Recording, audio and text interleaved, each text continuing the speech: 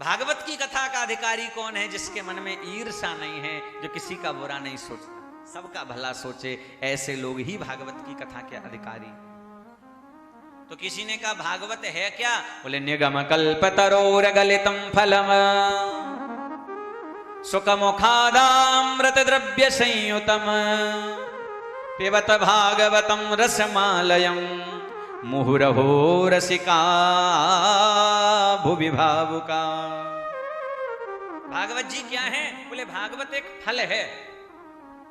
ध्यान से सुनना, भागवत क्या है? बोले एक फल है। तो किसी ने कहा महाराज कौन से वृक्ष का फल है? आम का या अमरूद का? बोले नाना भैया, वेद रूपी एक वृक्ष है और उस वेद रूपी वृक्ष का जो सार है, जो फल है, वही भागवत है। किसी ने कहा महाराज फल तो कई प्रकार के होते हैं, खट्टा भी होता है, कड़वा भी होता है, मीठा भी होता है, ये कैसा फल है? बोले भैया भागवत एक तो फल प्यारा, इस भागवत फल बड़ा मीठा है। किसी ने कहा कैसे पता? बाजार में फल खरीदने जाओ तो हर ठेले वाला यही कहता है हमारे खरबूजे सबसे ज्यादा मीठे, हमारे आम सबसे ज्यादा मीठे। पर वो होते कैसे हैं वो तो घर आके पता चलता। एक खरबूजे बेचने वाला खरबूजा बेच रहा था और बेचते वक्त जोर जोर से कहे खरबूजे शक्कर से मीठे, खरबूजे शक्कर से मीठे। एक माई आई, उसने सुना शक्कर से मीठे, तुरंत दौड़ती आई, बोले भैया 5 किलो दे दे। 5 किलो ले गई घर, पर जैसे ही घर काट कर चखा बिल्कुल फीका। अगले दिन उस भैया के पास गई, बोले भैया तू तो कह रहा था शक्कर से मीठे, ये तो बिल्कुल फीके।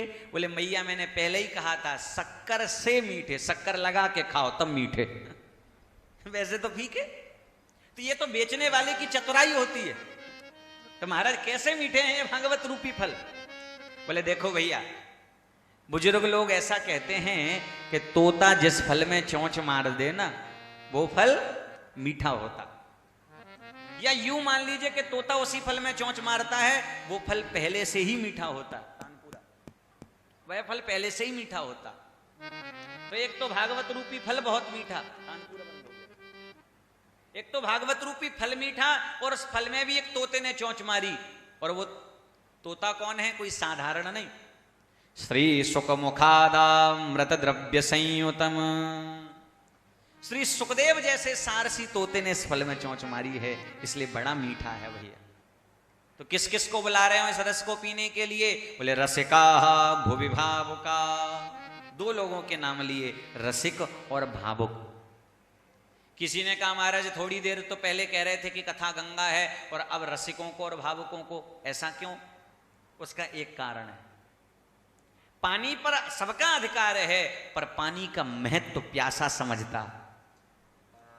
भोजन पर अधिकार सबका है, पर भोजन का महत्व भूखा समझता। ध्यान देना मेरे भाई बहन, स्वाद भोजन में नहीं होता, स्वाद भूख में होता। भूख नहीं लगी हो ना किसी को, तो सामने 56 भोग रख दो तो भी कहेगा अच्छे नहीं लग रहे, भा नहीं रहे। और भूख लग रही हो ना तो रूखी सूखी रोटी भी बड़ी स्वादिष्ट लगती। कथा पर अधिकार सबका है, पर कथा का महत्व कौन समझता है? बोले जो कथा के प्रेमी हैं वही कथा का महत्व समझते हैं।